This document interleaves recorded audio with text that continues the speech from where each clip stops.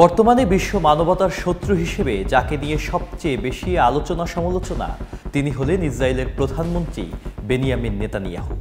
একদিকে যখন গাজায় পরিচালিত নৃশংস গণহত্যার বিরুদ্ধে বিশ্বজুড়ে প্রতিবাদের ঝড় উঠেছে, ঠিক তখনই খোদ ইসরায়েলের ভেতরেও নেতানিয়াহুর বিরুদ্ধে চলছে তীব্র বিক্ষোভ। একের পর এক দুর্নীতির অভিযোগ, ক্ষমতার অপব্যবহার এবং নিজের রাজনৈতিক অস্তিত্ব টিকিয়ে রাখতে তিনি মানবতার ইতিহাসের অন্যতম জঘন্য অপরাধযজ্ঞ চালিয়ে যাচ্ছেন। নিজের মসনদকে ধরে রাখতে আঞ্চলিক যুদ্ধ বাধাতেও তিনি দ্বিধা করেননি। এ কারণেই খোদ ইসরায়েলিরা তাকে ভালোবেসে প্রাইম মিনিস্টারের বদলে ব্যঙ্গ করে ডাকছে ক্রাইম মিনিস্টার। মানবতা বিরোধী অপরাধে নেতানিয়াহু যেন হিটলারকেও ছাড়িয়ে গেছেন। ইসরায়েলের সবচেয়ে দীর্ঘ সময় ধরে প্রধানমন্ত্রীর দায়িত্ব পালন করা বেনিয়ামিন নেতানিয়াহু কেন আজ নিজ দেশে এত বেশি অপ্রিয়, এবং এই তথাকথিত ক্রাইম মিনিস্টার কেনই বা গাজার রক্তক্ষয়ী যুদ্ধ থামাতে চাইছে না? চলুন গভীরে গিয়ে খুঁজে আসি এর পেছনের কারণগুলো। নেতানিয়াহুর অজনপ্রিয়তার কারণ, একসময় যিনি ছিলেন ইসরায়েলিদের কাছে রাজনৈতিক দক্ষতা আর নিরাপত্তার প্রতীক, আজ তিনিই পরিণত হয়েছেন দেশটির একটি বড় অংশের মানুষের ক্ষোভের কেন্দ্রবিন্দুতে। ইসরায়েলের অভ্যন্তরীণ রাজনীতিতে নেতানিয়াহুর অজনপ্রিয়তা এখন দিবালোকের মতো সত্য। শুধু জনমত জরিপই নয়, তেল আবিব থেকে জেরুজালেম, বড় বড় শহরগুলোর রাজপথে উত্তাল মিছিলই এর প্রমাণ। থেকে শিখরে সাম্প্রতিক তথ্য বলছে প্রায় 70 থেকে 80% ইসরায়েলি নেতানিয়াহুর নেতৃত্বের উপর আস্থা হারিয়েছে এবং তার পদত্যাগের দাবি করছে। কেন নেতানিয়াহু গাজা যুদ্ধ থামাতে চাইছে না? বিশ্লেষকরা বলছেন, ক্ষমতা ধরে রাখার মরিয়া চেষ্টায় যুদ্ধ থামাতে নারাজ নেতানিয়াহু। কারণ নেতানিয়াহুর সরকার একটি কট্টর ডানপন্থী জোটের উপর নির্ভরশীল।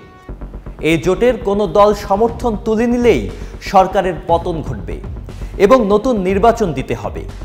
নেতানিয়াহুর জনপ্রিয়তা এখন একেবারে তলানিতে, তাই নতুন নির্বাচনে তার ফিরে আসার সম্ভাবনা নেই বললেই চলে।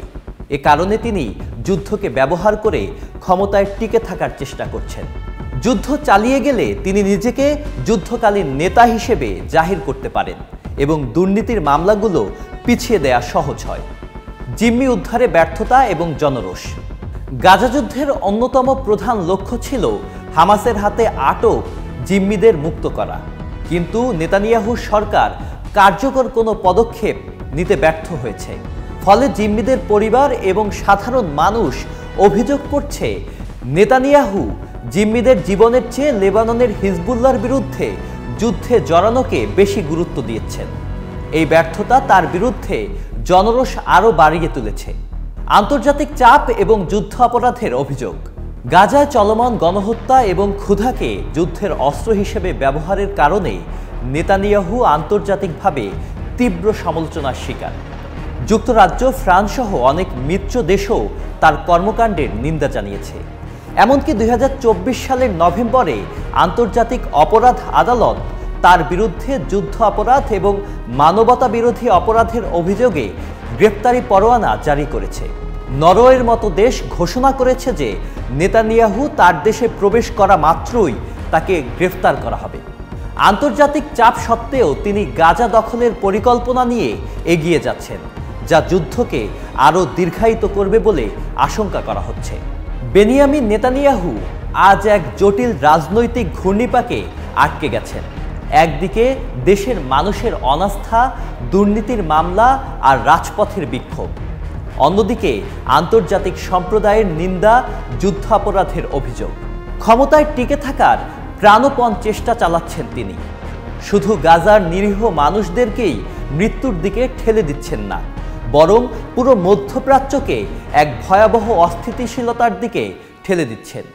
তার প্রাইম মিনিস্টার থেকে ক্রাইম মিনিস্টার হয়ে ওঠার এই করুণ কাহিনী ইসরায়েলের রাজনৈতিক ইতিহাসের এক কলঙ্কিত অধ্যায় হিসেবে চিহ্নিত থাকবে। গাজার মানবিক বিপর্যয় আজ মানবতার চেতনার এক কঠিন পরীক্ষা, যেখানে বিশ্ব বিবেক যেন অসহায়ভাবে পরাজিত হচ্ছে।